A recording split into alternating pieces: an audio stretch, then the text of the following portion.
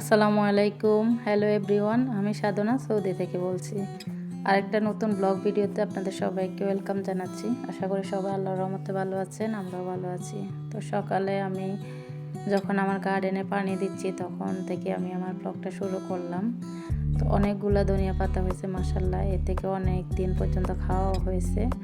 তো ফুল অনেকগুলো ফুটতেছে, আবার যেগুলা পুরাতন ওগুলো অনেকগুলো শুকায় আসতেছে, যেহেতু অনেক গরম অনেকগুলো ঝরে পড়তেছে, অনেকগুলো ডালপালাও বের হচ্ছে।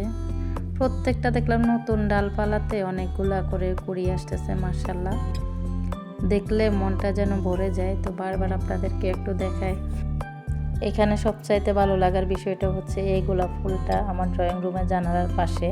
তো যখন জানালাটা খুলি এত সুন্দর একটা ফ্লেভার আসে যে মনটাই জুড়ায় যায়। তো সকালবেলা আমি গাছে পানি দিয়ে কিচেনে চলে আসলাম। এখানে আমি কলার পিঠা বানাচ্ছি, আর গতকালকে গরু মাংস রান্না করছি, ওটা দিয়ে খাবো। এটা হচ্ছে সবচাইতে পারফেক্ট কম্বিনেশন পিঠার সাথে। এই পিঠাটা এত বেশি ইজি, আমার চ্যানেলে এটার ভিডিও দেওয়া আছে। তো যে কোনো কিছুর সাথে এই পিঠাটা খাওয়া যায়। আর সকাল সকাল চা না হলে তো চলেই না, তো দুধ চাও বসিয়ে দিলাম এক পাশে। এই তো আমি পিঠা খেতে বসে গেলাম। এই পিঠাটা কিন্তু গরম গরম একবারে ক্রিস্পি, এত মজা লাগে। দোসা টাইপ, তবে দোসার মতো না। আমি মনে করি দোসার চেয়ে অনেক বেশি মজা। দোসার মতো এত বেশি আবার ক্রিস্পিও না, একটু নরম একটু ক্রিস্পি এরকম। তো এই যে আমাদের যখন কোরবানির ঈদ আসে নোয়াখালী ফেনী ওদিকে কোরবানির ঈদে প্রত্যেক দিন সকালবেলা মাংসের সাথে এই পিঠাটা খাওয়া হয়, তো খুবই মজা লাগে। তো এদিক দিয়ে যেহেতু মাংস রান্না আছে, আমি পোলাও করলাম। ভাবলাম যে অনেক দিন পরে একটু পোলাও করি, মাংস রান্না আছে। তো ঈদের সময় তো আমরা জর্দান গিয়েছিলাম ভিসার মেয়াদ বাড়াইতে, তো এই জন্য তেমন বেশি কিছু করা হয় না। এরপর থেকে অসুস্থ, তো সেই সাথে আজকে ভাবলাম পোলাও রান্না করে চিংড়ি মাছ ভাজি, যেহেতু অনেকগুলো চিংড়ি মাছ ফ্রিজে আছে। তো তারপরে আবার একটু টমেটো চাটনিও বানিয়ে নিলাম।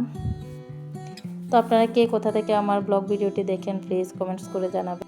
আর ভালো লাগলে আপনারা চ্যানেলটি সাবস্ক্রাইব করে নিতে পারেন একটা লাইক দিয়ে, যাতে আপনারা পরবর্তী ভিডিওগুলো চাইলে আপনাদের কাছে আসে, আপনারা দেখতে পারেন তাড়াতাড়ি। তো এদিক দিয়ে আমি টমেটো চাটনিটাও করতেছি, একবার ফ্রেশ ধনিয়া পাতা গাছের কাঁচামরিচ দিয়ে মাংসটা একটু গরম করে নিলাম। তো দুপুরে খাওয়া দাওয়া করতেও বসে গেলাম। আমি তো এত মজা হয়েছে টমেটো চাটনি আর চিংড়ি মাছ দিয়ে পুরো বেসর দিয়ে খাওয়ার শেষ করে ফেললাম। খাওয়ারটা মজা ছিল অনেক মাশাআল্লাহ, আলহামদুলিল্লাহ।